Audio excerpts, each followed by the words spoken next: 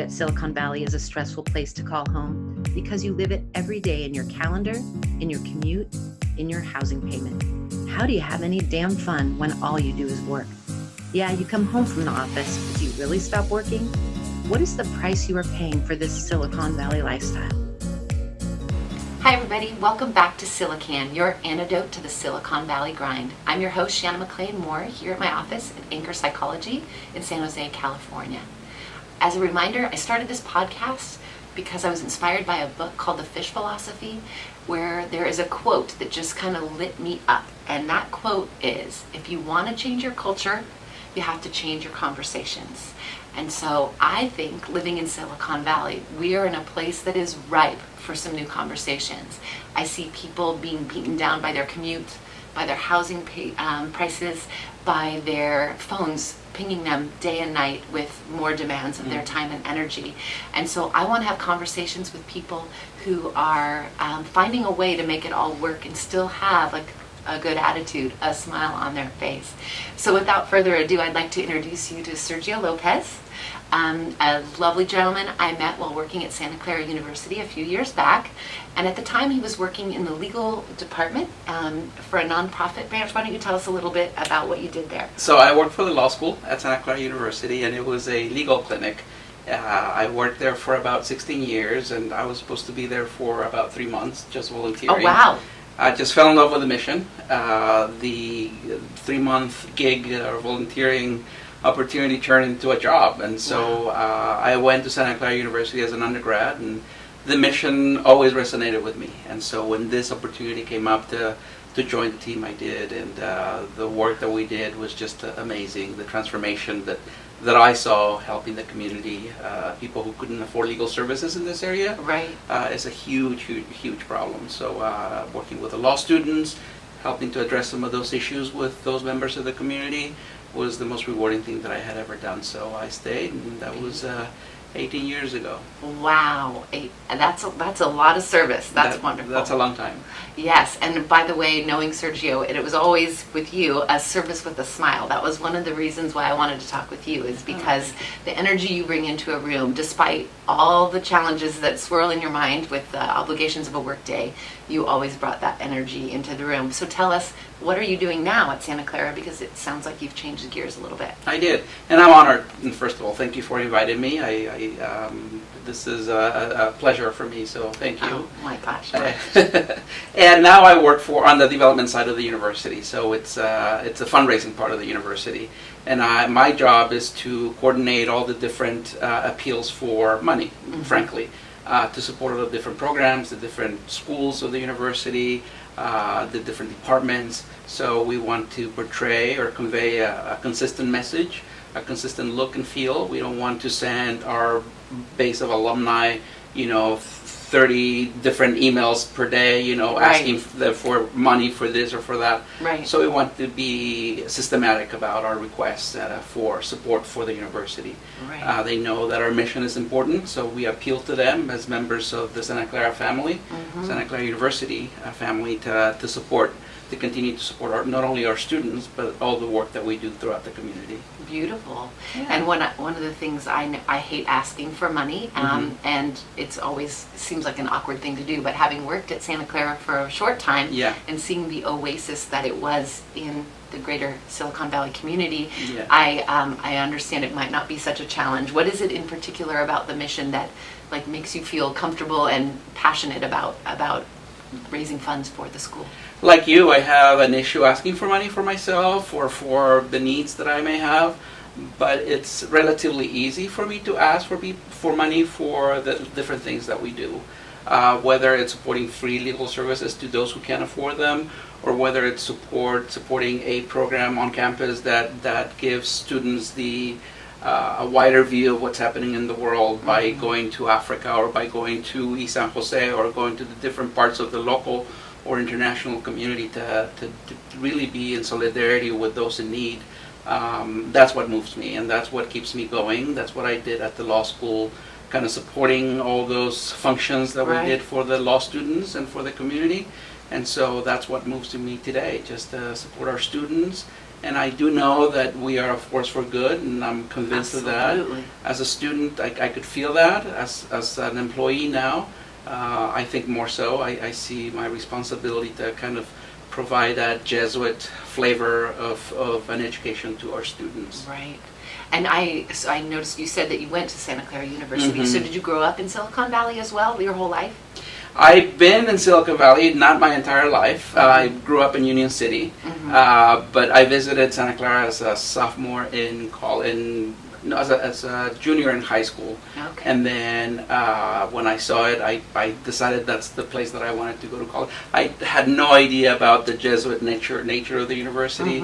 I just liked the campus. Yeah. It was a very superficial attraction to the Oh campus. my gosh, I chose UC Santa Barbara for the very same reason. Like, textbook could be a pillow Yeah. if used appropriately on There the you beach. go. So yeah, There you I go. think that today's generation is a little more conscientious than we were, Yeah, but yeah. we both turned out okay, right? I think so. I think so. I think so. Well, so tell me, maybe because you grew up around here your whole life, and as did I, it was kind of, I don't know that it was such a conscious decision to decide to stay in this area because, well, that's where I grew up, and Yeah. there are plenty of wonderful qualities about this Yeah. area. But when it came down to like starting to raise a family here, was there a big deciding moment, or was it just this was home and you had to make it work? Well, first of all, I started in high tech. I was a computer scientist. That was my major, computer science. I didn't even know that about you. Well, yep. So I like technology. I like to do programming, and so when I left Santa Clara, when I graduated, I got a job with IBM. It was the big thing, the big company at the time. The Apple of then. The Apple of today, then, right? Back then. Yeah. That was a huge accomplishment for me. Right. I liked what I did for the first couple of years. I was just immersed in my work and everything. I did notice that the more I advanced in my profession, the more it became more of a repetitive thing. Programming is kind of like that. You go in there obviously because you like it, and I did. But after 5-6 years, I kind of missed more of the human interaction, kind of being out there. You're such a people person. I can't picture you coding all day. Well, exactly. You did your time of that. Yeah. I Yeah. enjoyed it. Yeah. I liked the profession. I made amazing friends and contacts and everything. But something was lacking. Something was missing. And so I looked for it. I left IBM. I went back to school. And then the rest is history. Wow! And so you were volunteering in the legal center. Yeah. And that's what got you going with that. Yeah. So after I left IBM, I went to get my MBA. I wanted to get to the business side of a business. I went to Arizona to get my MBA, and while I was there, I realized that one of the regrets that I always had about my undergrad studies was that I never had a chance to go abroad for undergrad. Right. So when the opportunity arose, when I was doing my MBA to go abroad, I did. Where'd you go? I went to France. Nice. Yeah. So same thing again. It was supposed to be like a 6-month internship, and it turned into a 5-year stint. And Wow. Wait, you were in France for 5 years? Yeah. Oh my gosh. Yeah, close to 5 years. Yeah. Wow. That sounds like quite an adventure. Yeah. It was amazing. It was amazing. It's funny the things that didn't come up in our prior conversations before. I'm like, I never knew you were in France for 5 years. That's awesome. Yeah. No, it was truly a blessing. It was just a way to realize that there are many different ways of doing things, of doing life. Many different ways of appreciating your skills and learning to be resilient, when you're in a place that you don't know anything about, and you just have to make it work. You'll never feel more independent than being absolutely immersed in a country you don't know the ways of, and maybe even the language of. I imagine you knew it after a while. After a while, yes. Yeah. Well, so what made you decide to put permanent stakes here and raise a family here? I fell in love.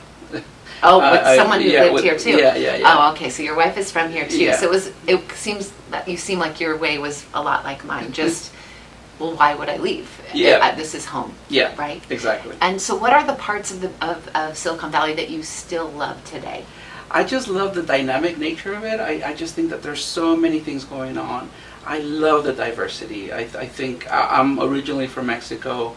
I've traveled the world. I love that. I thrive in different places, challenging situations that are new. So being here kind of reminds me of that continuous change Yeah. and dealing with different cultures, different foods, different languages. Yeah. I just love that, and I think that this area is so rich in human experience. Absolutely. And that's what I love about it.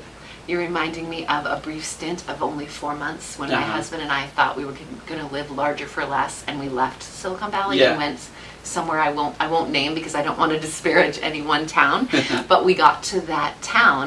We sold our home and loaded up, and everyone said, "Shouldn't you rent your house out for a year just to make sure you're doing the right thing?" And I'm like, "No, we can make friends anywhere." Yeah. And so we go. And we make some friends, but I look around and the diversity that is here that is normal to me. I grew up here, so this is what life should look like to me. Yeah. And I get to this town, this city where everyone looked exactly like me. Yeah. Everyone went to this same mega church, and I'm like, oh, this feels so creepy. And so we came back home and lost a ton of money in the process. But it was like, and the other thing I noticed, as you're saying, this place feels so dynamic. When we would come home to visit people, a lot of times, well, actually every time, traveling up or down I-5. Yeah. And, it's so quiet and rural, which some people really like. Mm-hmm. But when I would ever crest that hill in 680 and get eyes on the bay for the first time, I'd be like, yes, this is the place. Like, it just feels more traffic, more buzz, more possibility, it feels like more ideas. And I totally get how you feel about that. Yeah. Now, what about the downside of it? What about Silicon Valley hurts your heart? Yeah, and it cuts both ways, right? I think that the action, the dynamic, everything that I see here also has a shadow side. A shadow side, right? Yeah. That always the constant tension, hurrying up, driving in traffic, taking these kids to school, projects, deadlines. It feels like it's a non-stop thing, and particularly at my job right now, we have a pretty tight schedule. So we work with partners across the university. There's departments, School of Engineering, School of Art, College of Arts and Sciences, and they all have their appeals have to go out at on a certain date. Right. If we fall behind, then everything falls behind. Right. So it's a pretty go all the time, and so it can get to you. And sometimes, I do long for a little bit of silence, just getting away and get on I-5 and go to one of those get other places. on the other side of the hill before you. Yeah. Exactly. So it's useful to disconnect from time to time and just forgetting about this. Because just as it's attractive, it also has its shadow side. Yeah, I was thinking on my way over here today about kind of the ripple effect of what this all work culture is doing to people, and I started thinking about our smartphones, which are such a blessing and such a curse. I think about how you finally get home from work at the end of the day, and maybe sit down, hopefully with someone you care about, and then you hear that ping, and you think, I have to look. We're just trained like rats, right? To go, ding, we must see this.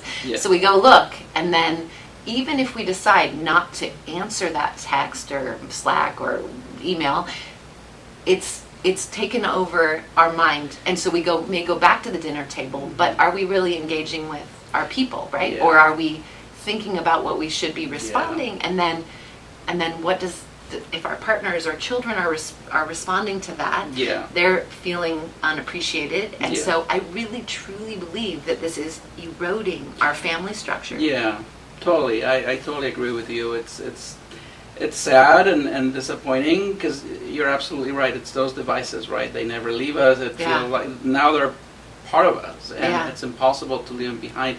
Just yesterday, my kid put me in check because he was checking his phone while we were having dinner, and I said, "Son, can you put your phone down? No devices during our meals." And he said, "Well, you do check your email in the morning, when we have breakfast." I'm like, oh, yes, I do. There you go. So you may think that you may be getting away with. But you gotta walk the line if that's what you want to set as an example. I am so grateful that those didn't exist when my kids were little, because a lot of times with kids it's can be quite boring sometimes playing like Legos again or something. Yeah. And I could see myself going all in on, well, what would be more engaging to me right now when I really needed to be present with my child. So I'm grateful I didn't have that distraction, and I hope and pray people are being mindful of that and putting things aside for a while. It just feels that it's kind of redefining everything, you know, our expectations or everything. We take for granted information, we take for granted everything. If everything is delayed just a little bit on our device, we get irritated. You go to the ATM and it's not working, it's taking, you know, their usual time because it doesn't, but to us it's got to be done faster. I order things on my app when I really don't need to, like, because I just don't want to deal with, I know I'm going to get impatient in the line. Yeah. So I'll be in the parking lot and I'll order something to go, that's messed up. I think I should probably interact with humanity in the line instead of, you know, waiting in my car. Yeah. So, but guilty, right? It's anyway. Yeah. So what do you do despite all of this? How do you keep your head above water? Because there's a reason you can walk in a room with the good vibes, or la buena onda, as I learned how to say when I was in Argentina. Do you use that expression? Yeah. I love buena onda. You have a very buena onda. You have a onda maravillosa. How do you keep it? Do you know? Or is it just such ingrained habit that... I'm trying to make it a point to be more present. I've been trying for a while now to, when I'm with my kids, when I'm with my wife, you know, to be present, to be in the moment, and to be grateful, and I really mean that, for everything that I do, that I receive, any interaction with somebody. I make it a point to be grateful, and it's just it's an awesome feeling. You make people feel that way. Whenever our old group from Santa Clara meets for lunch, and you do that. I don't know how to describe, but I walk away always feeling that it meant something to you that we gathered, and it's going to make me emotional to think about it. But I'm like, you know, you can't really define what it is about someone. It's just like, this person makes me feel and it's a beautiful thing. Oh, thank you. I talk to one of the things I talk to clients about in my coaching practice is gratitude, because I follow a couple gurus whom I adore. One of them is Brene Brown. Do you know who Brene Brown is? She is a research scientist out of the University of Houston, and she does qualitative research on vulnerability and shame and connection and all the beautiful parts of it as well. And she sees vulnerability as a strength, not a weakness. I know we tend to think of somebody cowering in a corner feeling vulnerable, but she's talking about the part where you open up and, but this is my truth, and that kind of vulnerability. She's speaking my language. Yes, she is. Before you even knew she existed, you already knew. Well, she talks a lot about gratitude, and she said, and you would appreciate her sense of humor, I hope I can do it justice. She said, whenever anyone asks me, like, oh, Brene, are you grateful for your family? She would say, yes, I am so grateful for my family. She says, I call that an attitude of gratitude. She said, but it's very different than a gratitude practice. A gratitude practice is kind of like a yoga practice. You have to get in there and do it every day if you want to see any results. So that would mean at the end of every day, in addition to fretting about all the things we didn't get done, all the people that were jerks to us that day, the person that cut us off, all the things that we tend to be wired to process, to also give airtime or brain time to all the things about this day that went right. The people that did show up for us. The projects that are on time and on schedule, and the people that walked into the room with a buena onda that you got to notice, right? And so to me, you can't love your life in Silicon Valley or elsewhere unless you have that gratitude practice. That is absolutely true, and that's one of the things that we like to show our kids, right? Some things you can't teach, you can't pontificate on, you can't but you show, right? And so, and my wife is the same way. When we go to a restaurant, when we go to Sweet Tomatoes, when we go everywhere, right? A person making the salad for us, thank you for making your salad, making a connection, just that brief moment, and when we leave, make sure that our table is cleaned up, at least everything is, nice, so that somebody comes back and doesn't have to do as much work, and if they do come by, say thank you for cleaning, thank you for doing this, thank you for doing that. And so it's one of the things that we feel very strongly about and just making those moments count for all of our interactions. And gratefully, thankfully, our kids are picking up on that. And Absolutely. so we see that as like, okay, Yeah, so it's working. we're doing okay. Oh, that's beautiful. So other than gratitude, what else would you, living with gratitude, what else would you say helps you keep that good energy going in your day? I'm finding that sleeping is incredibly important. If I don't sleep well, it's a disaster the next day. Right. And it's not something that I realized when I was younger. I thought that I could just get away with anything. Right. The older I get, the more I see the difference the next day. It makes a difference in my interactions and the way I feel. So sleeping well, I don't always eat well. I'm trying to do better in that area. Aren't we all? That's exercising a little more, but I recognize that sleep for me is a big thing, and just being at peace at home, and fostering a good relationship with my wife and with my kids, and trying to keep that communication open and having that base taken care of. That's all good stuff. Yeah. That you're taking me to another topic that we talk about in my coaching. We obviously talk about the gratitude that we mentioned, but what you're talking about is balance, and the physical part of that is getting sleep, eating properly, getting some exercise. Just exactly what you said. I also like to add seeing a doctor regularly so that anything small brewing within us can be dealt with before it becomes a life-changing situation. Yeah. And I think we all have people like that, like, oh, thank goodness we went to the doctor for that time. And so, I think it's super important to make those real priorities. I was listening to a podcast today where I think a Harvard University professor had one of the most popular courses during his tenure, and it was on happiness, which of course, because it's like the holy grail that we're all looking for, right? And he said that exercise is as powerful, regular exercise is as powerful as any psychiatric drug. And so when someone is struggling, the first question he asks is, when's the last time you worked out? And I thought, wow. And then it's actually Dax Shepard's podcast, and he said, as a recovering addict, the same is true for me. If I do not exercise, it just becomes a slippery slope for all of that, and sleep being part of it as well. So I it's no wonder that you walk in with all the good vibes, because it's in between gratitude and pursuing balance and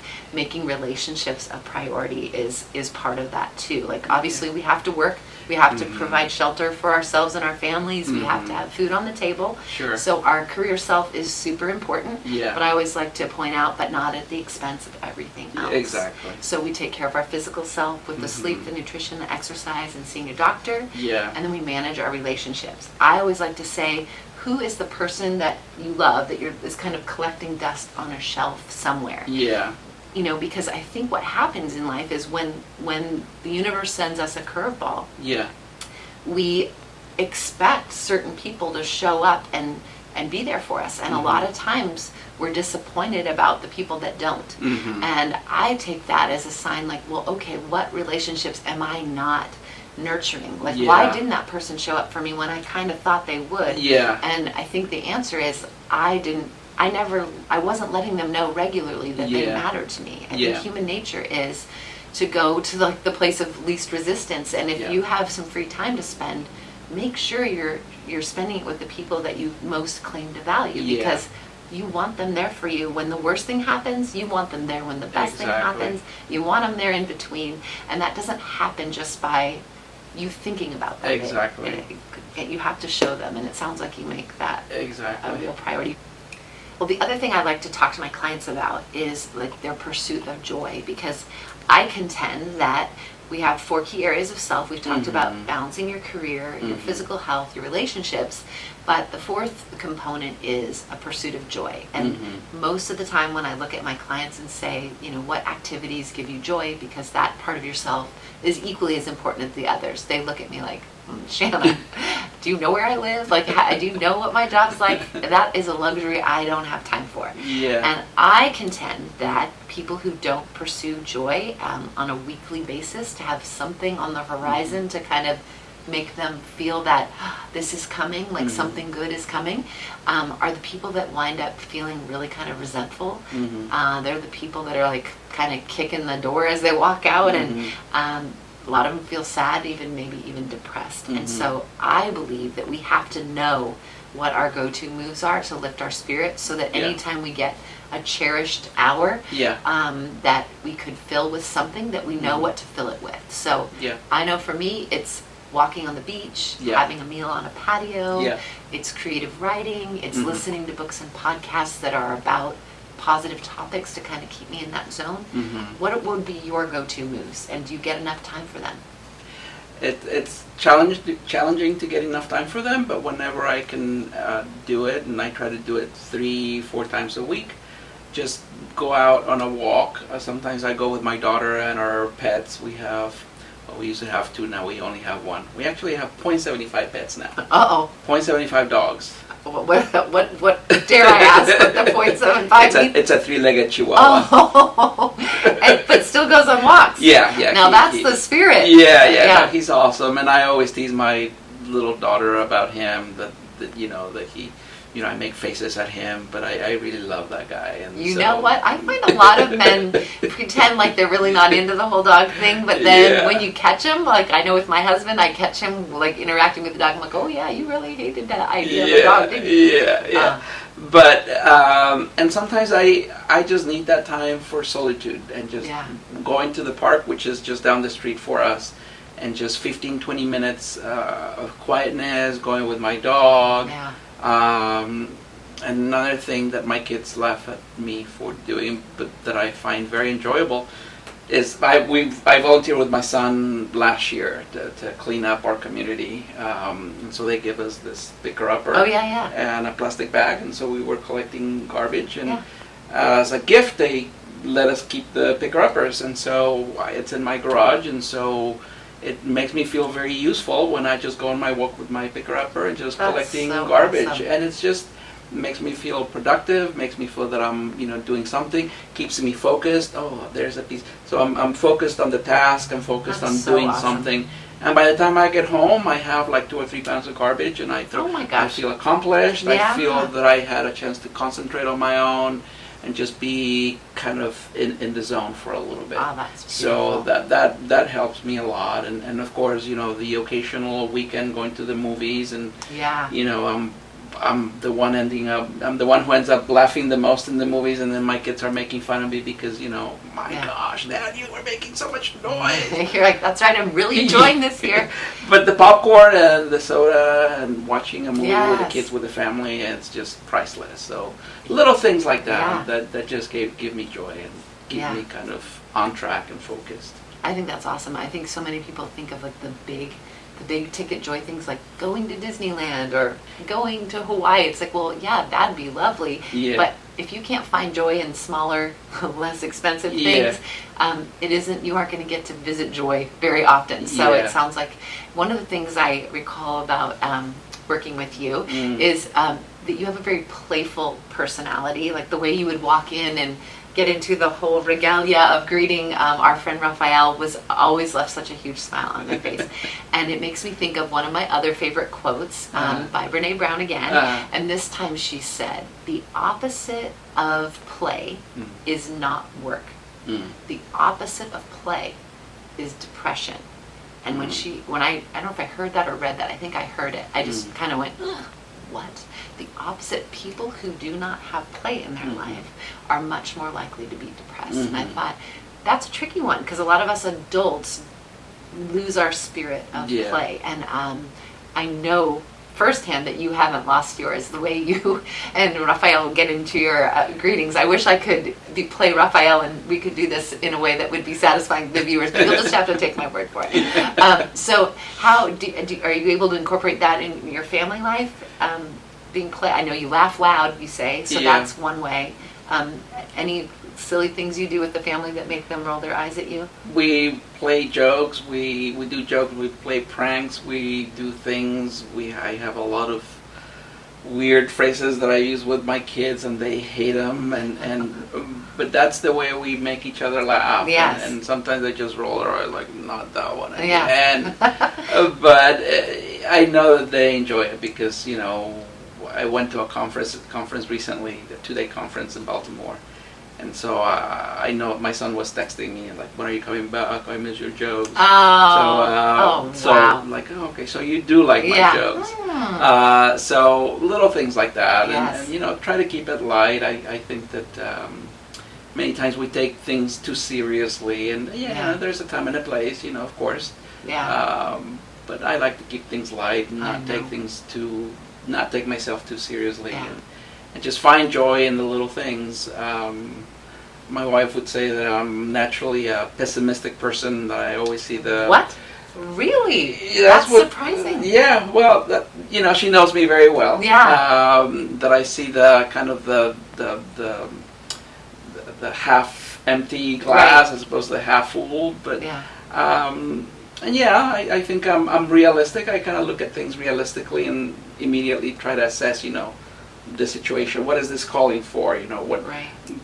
But even in that, I try to find the humor in things and just kind of make it light for everybody around me. Like you see the darkness, but you kind of fight against it. It sounds like it. Or at least I assess the dimensions of the task that I have to do. We have to do this project at work, and I kind of look at it immediately and try to look at it as a whole.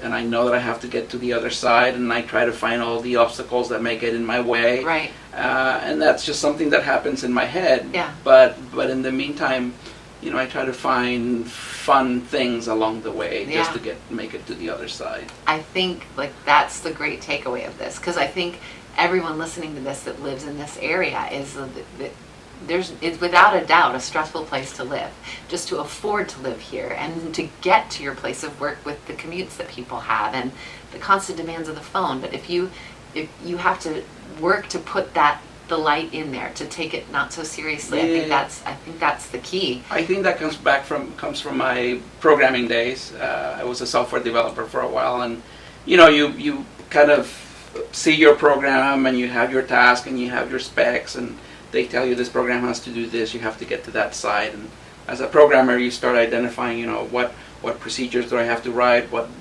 all the different steps that I have to consider, all the different conditions that I must meet, and all. But then, eventually you get there. But that's kind of something that I brought back from my past. That's great. So plot your way and pop in some entertainment along the way. I think that's great.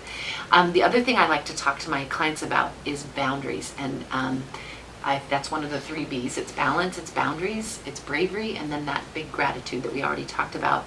I think that, especially at work, it's a little bit hard to have boundaries because you have to interact with people to get the job done, right? You don't get much control of who comes in your life. You have to make the best of the people that are there. But are you conscientious of that in your outside of work life? Do you think about who you're letting in and how that affects you? I think that's one of the hardest things for me. It's been one of the hardest things for me, and it's been kind of a long road in learning how to set boundaries, especially when it comes to leaving work at work and being in the moment. And I recently switched positions, and so you're in a new team, you're trying to impress the new boss, you want to keep everybody happy, you want to let them know that you're capable of doing all these things that they're asking you to do, and of course you're going to say, I can stay for half an hour, or I can do this over the weekend, or and I've done it even recently, but I keep coming back to thinking, that's something that I'm working on. I'm conscious of the fact that that's an area that I need to work on. So as much as I can, I'm trying to limit that and kind of not set a pattern. In the little things that I do, that I say at work, to kind of convey the message that this will be my personal time and this will be my work time. Right. It doesn't always work that way, so you kind of have to find. I've been having to find my way around that again. Yeah. But it's part of the learning. It's part Yeah. of the being dropped in a new position and Absolutely. just making it work.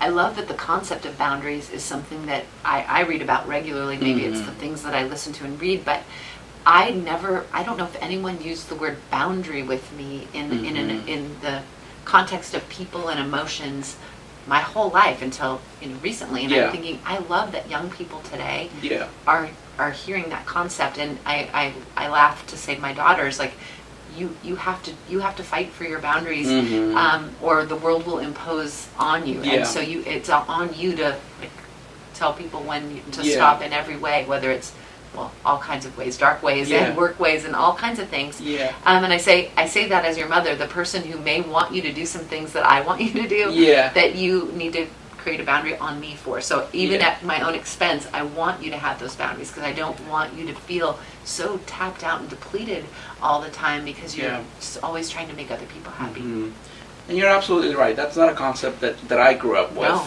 that's me not either. a concept that I was aware of. Right. And I don't know if it was there. I just didn't know about it. But I do know that it makes things easier a lot of times. Just to know, hey, this is my personal time. I value my time with my kids. I value my time with my wife, and so it feels good to say no. I don't want to do that for work today. Right. I'll say whatever I have to do to my boss on Monday, but this is the time that I want to have for myself. Yes, absolutely. I think that's essential because otherwise the resentment just keeps building, right? Yeah. And the last way, the third B is bravery. And I think there are two ways we need to show up bravely, and one of those is in our authenticity, like being comfortable in our own skin, knowing that the right people will stick around, the others that don't seem to love our magic will carry on their way. Is that something that I feel that you appear to be comfortable in your skin, and I get the read off of you that I know you, even though it was really mostly a working relationship and lunches with our crowd. But have you ever struggled with authenticity, or is that something that comes easy to you? Yeah, I was 15 years old when I migrated to this country. It was difficult for me to communicate. It was difficult for me to connect. I knew how to do it in my language. I didn't know how to do it in English. So for a long time, and even today, it's kind of difficult sometimes to arrive to a new situation, new location where there are people, and it's a little bit awkward sometimes. But as far as me personal and feeling comfortable, I'm comfortable with what I am, the experiences that I've had, and I've tried to be mindful of the things that I learn, and kind of share those things that I've learned, and above all, just be generous to myself, and not be so hard on myself. I love that. A lot of times, it's like I walk away like, oh darn it, I should have said that, or maybe the way I said it wasn't the right time. But, right. But I think that give yourself a pass, like okay. Just give yourself a break, dude. Yeah. It's okay, and that's always that. I think that's from growing up, kind of learning a new culture, learning a new way of doing things. That's an extra component, It was so hard, but that kind of taught me that it's cool, and then when the new opportunity came to live abroad again, all those lessons kind of came back. I was like, I can do this. I've done it before. Yeah. And Don't you wish you learned it earlier? To be kinder to yourself. Yeah, absolutely. I try to nudge my younger clients, listen, you can spend all these years beating yourself up and being your own barrier to your growth and success. Yeah. Or you can choose to say, I'm not perfect, but I want to try this. And push through the negative self-talk. Yeah. I don't know that I ever heard the word negative self-talk before I got into this space, and I'm thinking, that's what I've been doing all these years. What a waste of time and energy. Let the obstacles be external, not internal. So, exactly. If younger people can learn that sooner in life than we did, more joy, more less anxiety, all of that good stuff. Exactly. The other way I like to talk about bravery is in taking risks. I always say that where we are right now, how we woke up today is so comfortable. We know where to go to the office. We know probably even what we might be having for dinner. We know, how we're going to interact with our family. And it's comfortable, and that is beautiful. Yeah. But when we stay comfortable for so long, it tends to get a little bit boring. And so I think it's always important to have something kind of capturing your imagination to pull you forward. Yeah.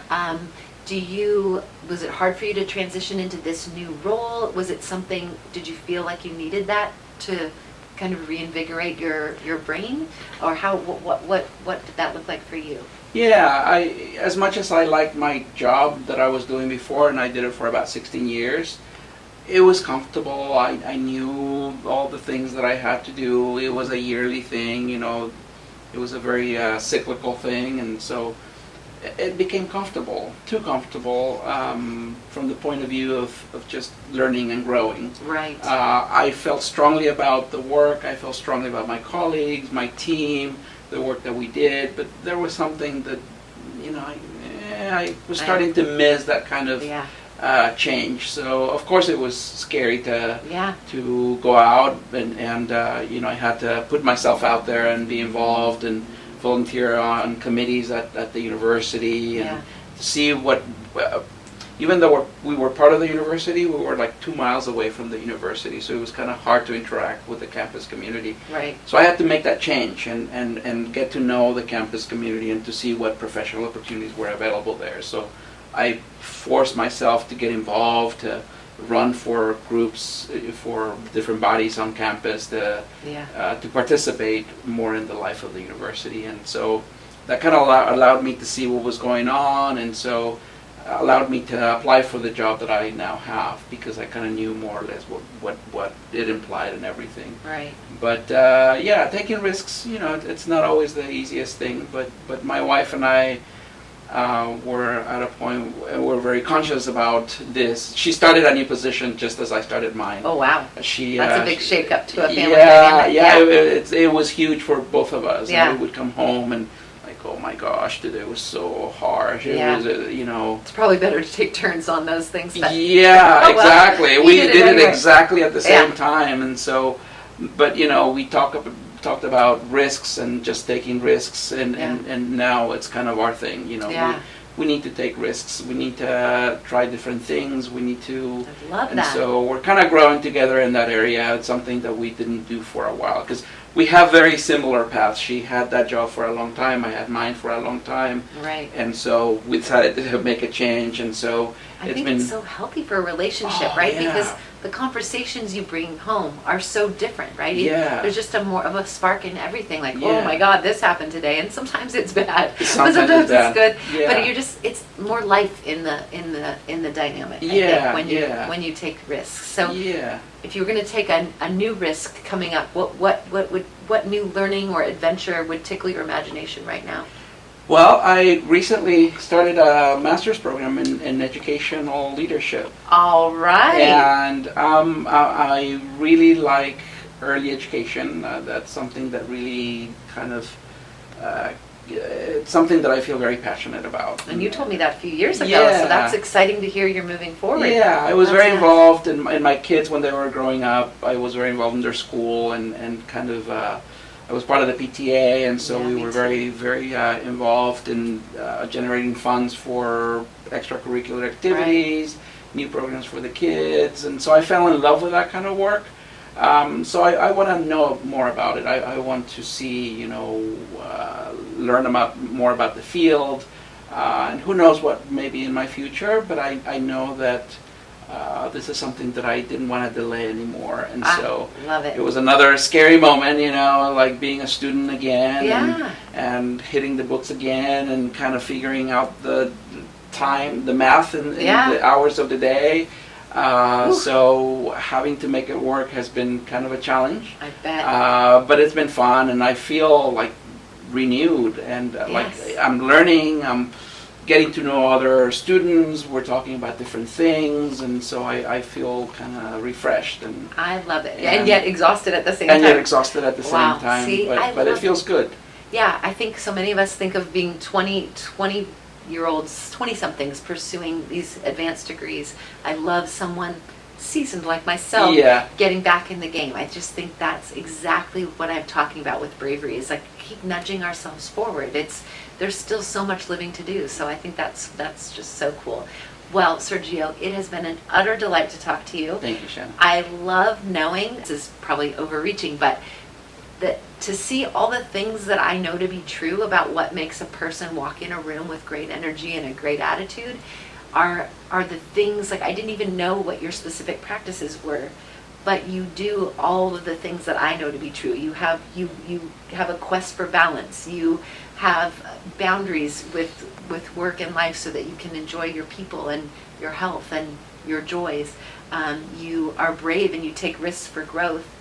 You have a hearty gratitude practice in the way you interact with people that you meet in your community and in the way you treat your family. It's like, no wonder I love Sergio.